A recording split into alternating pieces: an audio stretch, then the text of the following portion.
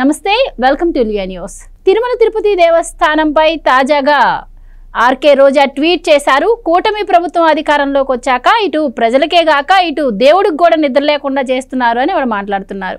ఇక ఇప్పుడు VIP break దర్శనాలు ఎక్కువయ్యాయని, దీనివల్ల సామాన్యులు ఇబ్బంది పడుతున్నారు, దేవుడు కూడా ఇబ్బంది పడుతున్నారు అని ఆవిడ చెప్తున్నారు. మరి జగన్మోహన్ రెడ్డి గారి హయాంలో ఇలాంటి పరిస్థితి ఉండేది కాదు అని అంటున్నారు. అలాగే సిఫార్సు లేఖల గురించి రోజా గారు మాట్లాడటం చాలా విడ్డూరంగా ఉంది అనే కామెంట్స్ కూడా వినిపిస్తూ ఉన్నాయి. మరి రోజా వ్యాఖ్యల గురించి మరిన్ని వివరాలు తెలుసుకుందాం. మనతో పాటు ఉన్నారు senior journalist doctor Durga Vadlamani గారు. నమస్కారం అండి. తిరుమల తిరుపతి గురించి ఆర్కే రోజా గారు మాట్లాడుతున్నారండి. అసలు ఏదో జరిగిపోతుంది, తిరుమలలో అవినీతి జరుగుతుంది, దర్శనాలు విఐపి బ్రేక్ దర్శనాలు ఎక్కువ జరుగుతున్నాయి, స్వామివారికి నిద్ర లేకుండా చేస్తున్నారని ఆవిడ మాట్లాడుతున్నారు. అసలు ఈ మాటలు మాట్లాడే హక్కు రోజా గారికి ఉందంటారా? మీరు ఉందంటారా అండంలోనే లేదని అర్థమవుతుంది.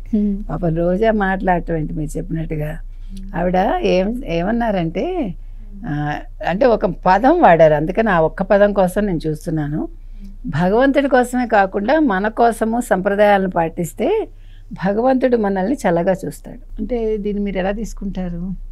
అని చల్లగా చూశాడని అర్థం. చూశాడు కదా, చల్లగా చూశాడు కాబట్టి రోజా గారు ఇంటి బాట పట్టారు. అంటే ఆవిడ అక్రమంగా బ్రేక్ దర్శనాలు అమ్ముకోబట్టి ఎన్నేసండి, వారం వారం ఒక్కొక్క టికెట్కి 10 లక్షలు మనం విన్నది. రోజుకి 30 మంది 50 మంది అట్లా ఆవిడ చక్కగా 5 ఏళ్లలో సంపాదించుకున్నారు ఆవిడ. అంటే ఆవిడ నీతులు మాట్లాడుతుంటే చిత్రంగా ఉంది మనకి వినటానికి. కాబట్టి ఇవాళ అసలు అంటే ఆవిడ అన్నది ఏంటంటే, చంద్రబాబు నాయుడు గారు కూటమి వచ్చాక ప్రజలు నిద్రపోనివ్వట్లేదు, దేవుడిని నిద్రపోనివ్వట్లేదు. మొన్ననే దీని మీద ఒక న్యూస్ కూడా వచ్చింది. అంటే భక్తుల రద్దీ పెరిగిపోయి మీకు మార్చి నెల వచ్చేసింది అనుకోండి, ఇంకా పిల్లలు వచ్చేస్తారు. సమ్మర్ హాలిడేస్ మొదలై పరీక్షల టైము, పరీక్షల ముందు పరీక్షల తర్వాత కూడా చాలామంది వస్తారు. ఎవరు కంట్రోల్ చేయగలరు? మీరు ఒక్క మాట చెప్పండి. అప్పటికి వాళ్ళు సమయాన్ని కేటాయించడానికి చూస్తున్నారు. వాళ్ళ న్యూస్ కూడా అదే వచ్చింది, ఈ భగవంతుడు నిద్రపోయే సమయాన్ని కొద్దిగా పెంచాలనుకుంటున్నాము అనేది వాళ్ళు ఆల్రెడీ స్టేట్మెంట్ ఇచ్చారు. టిటిడి వాళ్ళే ఇచ్చారన్నమాట. అంటే ఇది ఈ సంప్రదాయం వాళ్ళు కొత్తగా వచ్చింది కాదు కదా. ఇప్పుడు ఇంత టైం కేటాయించాలి మొదటి నుంచి ఉంది. అది తగ్గించడాలు హెచ్చించడాలు సమయాన్ని బట్టి సందర్భాన్ని బట్టి అటు ఇటు అవుతాయి. అంటే దేవుడికి నిద్ర లేకుండా చేస్తున్నారు, పవళింపు సేవ తగ్గించేస్తున్నారు అనేది ఆవిడ చేస్తున్న వాదన. మీ సమయంలో మీరు ఏం చేస్తారు మీ 5 ఏళ్లలో? ఒకటి, తర్వాత మీరు సామాన్య భక్తుల కోటా తగ్గించేశారు. రోజుకి మా హయాంలో 1,00,000 మంది వెళ్ళేవాళ్ళు, విఐపి భక్తులు తక్కువ వెళ్ళేవారు అంటుంది. మరి మనకు తెలుసా విఐపి భక్తులు తక్కువ వెళ్ళారని? మరి తక్కువ వెళ్తే నువ్వెందుకు రోజు వెళ్ళిపోయావు? వారం వారం వెళ్ళిపోయి నువ్వు వారం వారం దేవుడిని ఎందుకు దర్శించుకున్నావు రోజా అని అడుగుతున్నాం మనం. ఇప్పుడు ఒక వ్యక్తి అన్నిసార్లు దర్శించుకోగలేంది, తనతో పాటు ఒక 15 మంది ఏంటండి, 30 అని 50 అదేదో పంచపాండవులు ఎంతమంది అంటే మంచం కోళ్ళల్లాగా 4 అని కాదు, 3 అని 2 అని 1 అన్నట్టు. అంటే అది ఎంతమందో తెలియదు. అలాగా ఇప్పుడు ఎంతమందిని తీసుకెళ్లారో లెక్క తెలియదు మనకి.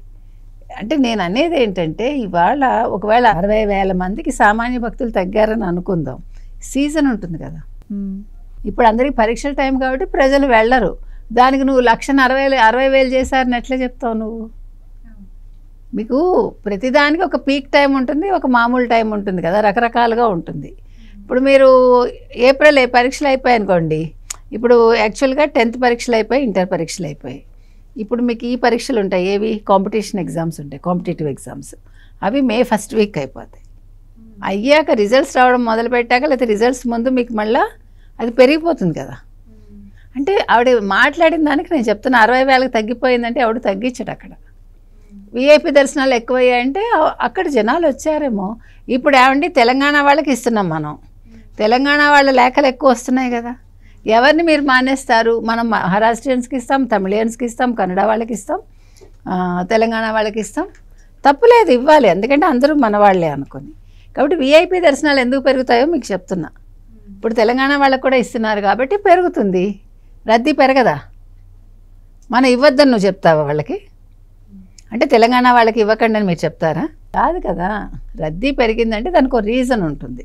అంటే మీరు విఐపి దర్శనాలు పెరిగాయి అంటే దానికి ఒక కారణం ఉంటుంది. కారణం తెలుసుకోకుండా నేను నిందలు వేస్తాను అంటే రోజాకి మనం చెప్పక్కర్లే. ఇప్పుడు ఆవిడ చెప్తోంది కదా సంప్రదాయాలు పాటించాలని. సంప్రదాయాలు పాటించాలని ఎవరెవరికి చెప్తున్నారు?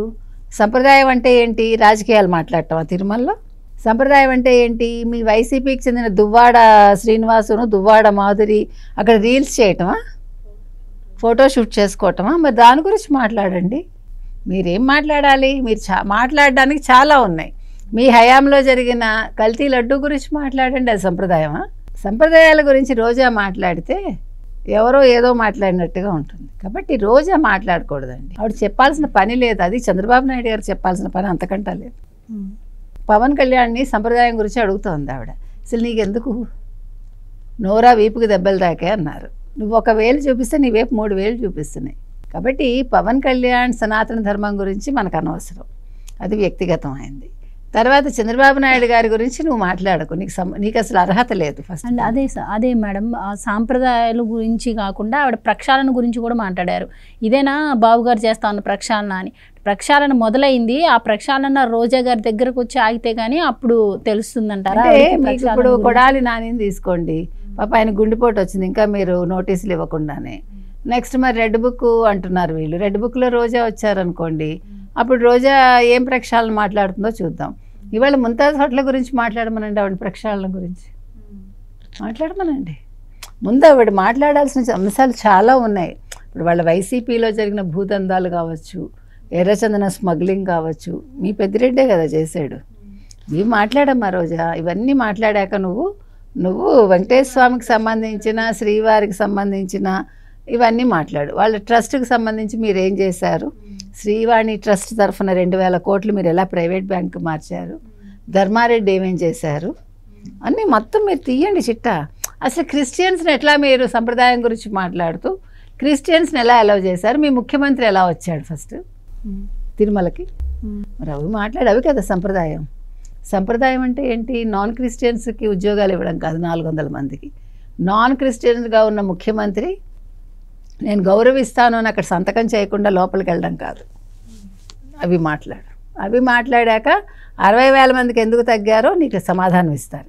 అయినా నీకు సమాధానం ఇవ్వాల్సిన పని లేదు, ఎందుకంటే ఇప్పుడు అన్సీజన్ లాగా ఇది పరీక్షల సమయం కాబట్టి ప్రజలు తగ్గుతారు. అంటే తిరుమల తిరుపతి దేవస్థానంలో అవినీతిలో రోజాకు కూడా భాగం ఉంది అని చెప్పి, అది ఎక్కడ ప్రొజెక్ట్ అవుతుందో అని చెప్పి కూటమి ప్రభుత్వం మీద రుద్దే ప్రయత్నం ఆవిడ చేస్తుంది. అందులో భాగంగానే ఇలా మాట్లాడుతుండొచ్చు అనుకోవచ్చా? అదొకటండి. అది ఒకటే కాకుండా ఇప్పుడు ఆవిడకి ఏమీ లేదు కదా పని పాట. ఇప్పుడు ఎక్కడికి వెళ్తుంది ఆవిడ? చెన్నై వెళ్ళలేదు, ఇటు నగరికి వెళ్ళలేదు, ఇటు జగన్మోహన్ రెడ్డి చెప్పాడని నియోజకవర్గాల్లోకి వెళ్ళలేదు. డబ్బులు ఖర్చు పెట్టాలి, ప్రజలు కొడతారు. ఇప్పుడు ఏ అంశం మీద మాట్లాడుతుంది ఆవిడ? ప్రజల్లోకి వెళ్ళి ధర్నా చేద్దామంటే ప్రజలు రివర్స్లో ఇవన్నీ కొడతారు, నువ్వు దేనికి వచ్చావని. అందుకని ఏదో వెతుక్కుంటోంది ఆవిడ. ఆ వెతుక్కోవడంలో కూడా మరి ఈ సలహా ఆవిడదనా, లేకపోతే సజ్జలు ఇచ్చాడో, లేకపోతే మరొకళ్ళు ఇచ్చారో మనకు తెలియదు. ఇప్పుడు పరీక్షలు జరుగుతున్నాయి, ప్రజలు తక్కువ వస్తారనే, ఒక భక్తులు తక్కువ వస్తారనే జ్ఞానం లేకుండా 60,000 మంది కుదించేశారంటే ఎవడు కుదించాడు అక్కడ? ఏమంటే భక్తులు ఎక్కువ వస్తే ఎక్కువ మంది దర్శనం చేసుకుంటారు, తక్కువ వస్తే తక్కువ మంది దర్శనం చేసుకుంటారు, అంతేనా? సింపుల్ చెప్పండి నాకు. అంటే మనకి ఈ లెక్కలు మనకు తెలియదు. లెక్కల్లో బాగా ఆరితేరింది రోజా అండి, మనం కాదు. ఎందుకంటే ఎలా దాచుకోవాలి, ఎలా దోచుకోవాలి, ఎన్ని టికెట్లు అమ్ముకోవాలి, అవన్నీ వాళ్ళ ఎక్స్పర్ట్స్. మనకు అవేవి అవసరం లేదు. మనం ఫ్రాంక్గా ఏది ఉందో అదే మాట్లాడతాం.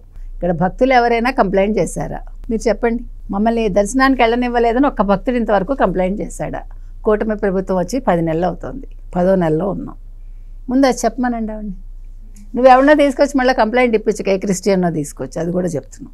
కాబట్టి ఇవాళ రోజాకి అసలు తిరుమల తిరుపతి గురించి మాట్లాడే అర్హత ఏ కోసైనా రోజాకి లేదండి. మనం నొక్కి వక్కాడిస్తున్నాం అది. కాబట్టి ఆవిడ ఇంకోసారి మాట్లాడితే మాత్రం మర్యాదగా ఉంటుంది. రైట్ అండి, thank you so much. Please subscribe to Leo news for more videos.